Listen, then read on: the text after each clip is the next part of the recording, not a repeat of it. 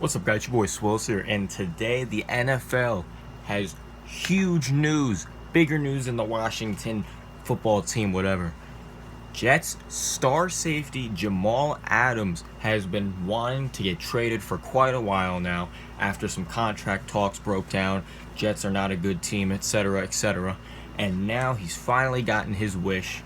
Joe Douglas has traded away Jamal Adams and I think a 2021 third round pick to the Seattle Seahawks in exchange for a first round pick in 2021, a first round pick in 2022, and then a third round pick in 2021.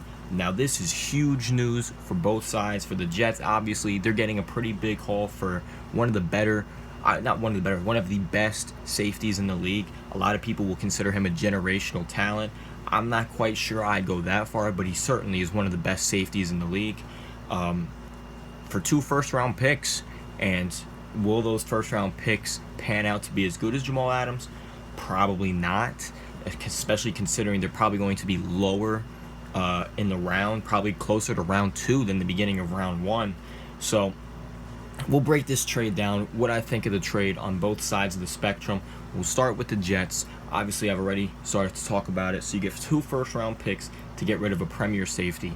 And, you know, it's probably about what you would have expected to get. Two firsts and a third. That's probably about what a lot of people were expecting. It was difficult to get more, considering Adams wants out. He probably wouldn't have played for them. And, you know, you don't really have too much of a power position in terms of trade negotiation. So it's much better than getting basically a bare minimum, similar to what the Texans got for DeAndre Hopkins. They got next to nothing. They basically took a salary dump in David Johnson and a couple picks. But Jamal Adams, this was a pretty good haul for the Jets to get back, and hopefully they can turn those picks into something decent. Joe Douglas had a pretty good draft this past year. Hopefully he can do something with those picks in the future, obviously.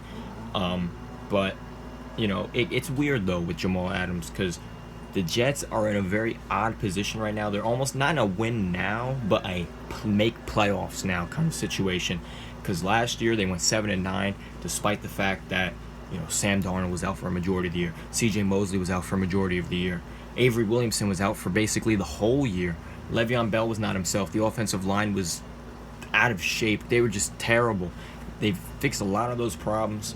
The only real hole you could say in the offense is the receivers, and maybe a couple of things on the defensive line. And, you know, now you've got a hole where Jamal Adams was at strong safety. But, I mean, other than that, the team should be a playoff team. They are going to compete probably with the Bills and the Patriots and maybe even the Dolphins, all for one spot, maybe two. So, I mean, we'll wait and see that. But for the Jets, I think it's probably as good as they could have gotten for a guy that wanted out of the team. There's not much you can do. It's really a lose-lose situation for them with Jamal Adams. However, for the Seahawks, I think this is a very interesting trade.